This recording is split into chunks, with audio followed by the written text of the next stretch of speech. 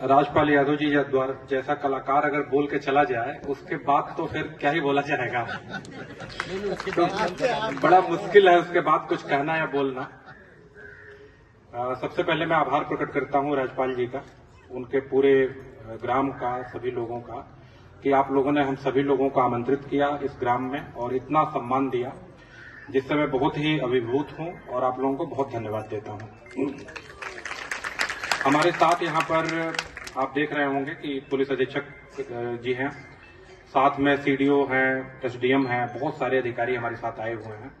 कई अधिकारियों को आप लोगों ने सुना भी, कई योजनाओं के बारे में सुना आप लोगों ने।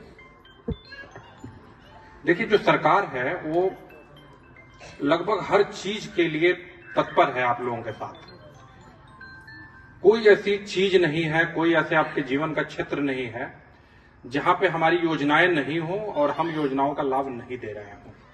वो अलग बात है कि कई बार योजनाओं का पता नहीं चलता है, कई बार योजनाओं का समय बीत जाता है तब आपको पता चलता है, कई बार कुछ दलाल टाइप के लोग भी सक्रिय हो जाते हैं, बहुत सारी चीजें होती हैं इसमें।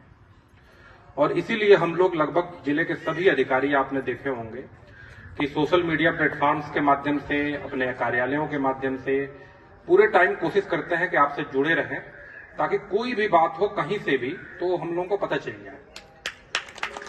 बहुत छोटी छोटी बातें जो है पता चलती हैं, जैसे अभी इसी एजुकेटर की बात हुई कि सीडीओ साहब ने कैंसिल किया उसको। आपको जान के आश्चर्य होगा कि आप ही के जिले के एक बहुत छोटे आदमी ने, एक छोटे गांव के छोटे से जगह के रहने वाले एक आदमी ने मुझे फेसबुक पे मैसेज किया कि साहब इस तरह से धांधली हो रही है इसमें। उसके बाद मैंने इनको अपराजिता को बोला, इन्होंने पूरी फाइल निकलवा के देखी, फिर पाया गया कि नहीं, ये तो बड़ी धांधली है, छोटी बात नहीं है इसमें। और आप लोगों ने देखा होगा कि इतने दिनों में हम लोगों ने उसकी जांच पड़ताल करके अब कल हम लोग उस निष्कर्ष पे आ गए कि उसको कैंसिल भी कर दिया, एजेंसी को ब्लैक लिस्ट भी कर दिया, ताकि वो भविष्य में कोई इस प्रकार का काम न कर पाए। तो इस तरह की चीजें पता चलती हैं।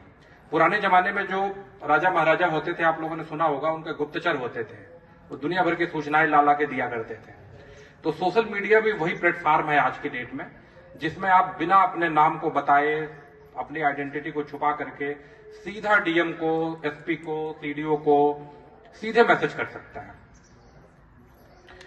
योजनाओं के पे जब बात चली तो अभी आप लोगों ने 2 दिन पहले मेरा एक वीडियो देखा होगा, जिसमें मैंने पूरे जिले के जो सोशल मीडिया के इन्फ्लुएंसर हैं उनको आमंत्रित किया है कि आइए हम लोग मिल करके योजनाओं का प्रचार प्रसार करते हैं।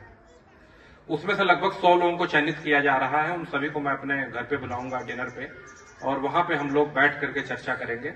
अभी मैंने राजपाल जी को बताया तो ये बड़े खुश हुए इस बात से, इन्होंने कहा कि हमको भी बुलाइए।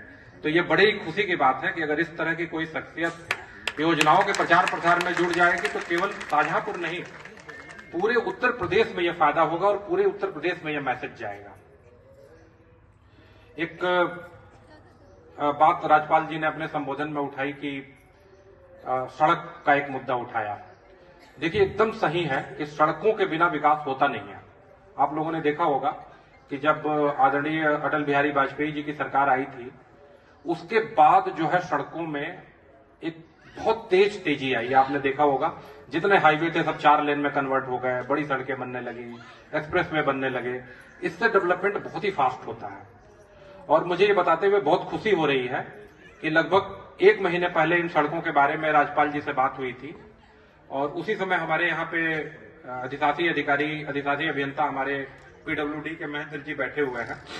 इनको कहा गया था, इन्होंने अभी मुझे बताया है कि इन दोनों सड़कों का डीपीआर प्लान पूरा तैयार करके शासन को भेज दिया गया है, और आज ये मेरी बात करवाएंगे वहां शासन में, और मैं उम्मीद करता हूं कि अगले 3 महीने में वो स्वीकृत होकर के अवश्य आ जाएगा और इस पे हम लोग काम प्रारंभ कर देंगे। तो ये कार्य अवश्य हो जाएगा। लेकिन मैं देखिए क्या होता है कि जब आदमी पीछे लगा रहता है, अब जैसे राजपाल जी हैं, ये लखनऊ गए, ये मुख्यमंत्री के ऑफिस में पहुंचे, वहां पे इन्होंने सचिव मुख्यमंत्री से कहा, प्रमुख सचिव से कहा, फिर मुझसे कहा, ठीक है, वहां से भी फोन आए। जब चीजें क्या होता है, हम लोगों के साथ भी एक परेशानी क्या होती है कि जैसे अभी आप देख रहे होंगे कि हम लोग दुनिया भर के काम करते रहते हैं, उस बीच में वोटर लिस्ट का काम आ गया। आप लोगों ने सुना कि एसआईआर आ गया। अब आप समझो कि पिछले 15 दिनों से पूरा तहसील का प्रशासन और काफी संख्या में लोग सिर्फ एसआईआर के अलावा कुछ नहीं कर रहा है। क्योंकि ये इतना बड़ा काम है और उसके बारे में बहुत सारी गलतफहमी है लोगों को। तो 1 मिनट में उसको, चूंकि आप सारे लोग यहाँ गांव के बैठे हुए हैं और विभिन्न गांव के भी लोग बैठे हुए हैं, बहुत छोटा सा काम करना है आपको। जो जनता है, पब्लिक है, उसको एक छोटा सा काम करना है कि जो बीएलओ फार्म आपको ले जाके दिया है, वो 1 पन्ने का फार्म है, उसमें कोई ऐसी सूचना नहीं है जो आपको नहीं आती है।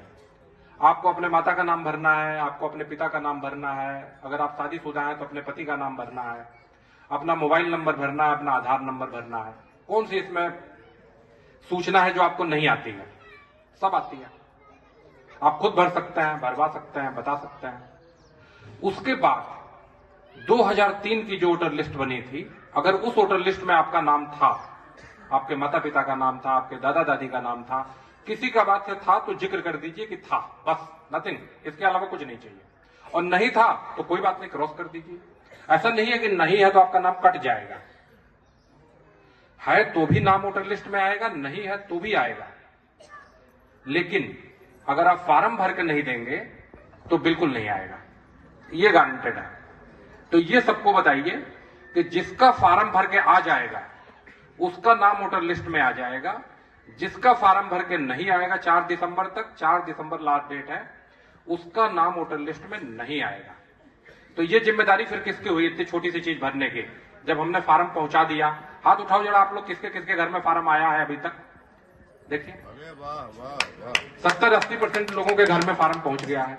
जिनको नहीं पहुंचा होगा उनको भी पहुंच रहा होगा। नहीं पहुंच रहा हो, आप अपने लेखपाल से बात करिए, बीएलओ से बात करिए। कुछ नहीं समझ में आता है, प्रधान जी एसडीएम से बात कर ले, तहसीलदार से बात कर ले, वो पहुंच जाएगा। लेकिन अगर आपने फार्म भर के नहीं भेजा तो आपका नाम कतई नहीं आएगा, ये निश्चिंत रहिए। इसलिए फार्म भरिए। जितनी हमारी महिलाएं बैठी हैं, लड़कियां बैठी हुई हैं, देखिए गवर्नमेंट ने महिलाओं के लिए इतनी योजनाएं लागू कर रखी हैं कि बच्ची के पैदा होने से लेकर के और उसके शादी तक की सारी जिम्मेदारी सरकार ने उठा रखी है।